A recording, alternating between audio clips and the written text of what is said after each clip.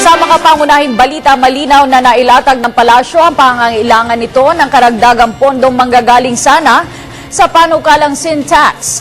Ang kabuuang report mula kay Rocky Ignacio, live. Rocky? Yes, maraming salamat, Cathy. Nanindigan nga ang Palasyo ng Malacanang na malinaw naman na nailatag ng Administrasyong Aquino kung bakit kailangan ng dagdag na pondo sa ilalim ng sin tax bill. Sinabi ito ni Presidential Spokesperson Edwin Lacierda sa gitna ng paliwanag ni Senate Ways and Means Committee Chairman Ralph Recto na pinaka-practical at reasonable umano ang Senate version ng naturang panukala. We will leave it with Senator Recto.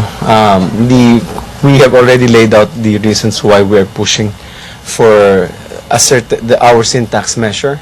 We have already laid out that this is a health issue, that the measures, that the revenues that we are going to collect will be able to fund sufficiently our universal health care coverage as well as the various health centers that we propose. Insofar as the concerns for the tobacco farmers are concerned, we have also provided safety nets in the sin tax measure. So we certainly hope that there will be, again, our emphasis is that we're hoping that we will be able to push a sin tax measure that would allow us to collect more revenues. Batay kasi sa Malacanang version na aabot sa 60 bilyong piso ang makukolektang buwis ng gobyerno sa alak at sigarilyo mula sa 15 hanggang 20 bilyong buwis sa bersyon ng Senado. Partikular kasi ilalaan ang kikitain sa sin tax ay para sa universal health care. Tiwala naman ang palasyo sa pagiging bukas sa mga mambabatas sa panukala partikular na ang mga kaalyado ng administrasyon.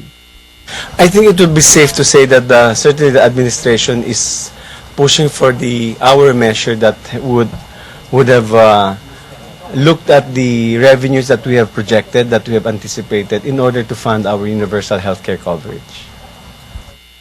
Kasabay ng usapin ng sin tax bill ay ang umanong pulong ni Pangulong Aquino sa mga senador sa Malacanang kagabi. Sa gitna kasi ng umano'y pulong sa Malacanang ang paglutang ng report ng planong patalsikin si Senate President Juan Ponce Enrile.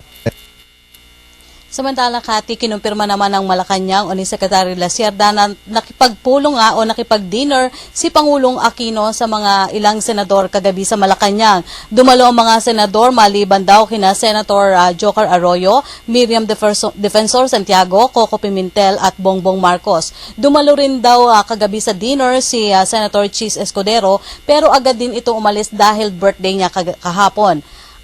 Itinuring naman po ng Malacanang yung dinner ni Pangulong Aquino sa mga senators na purely social event.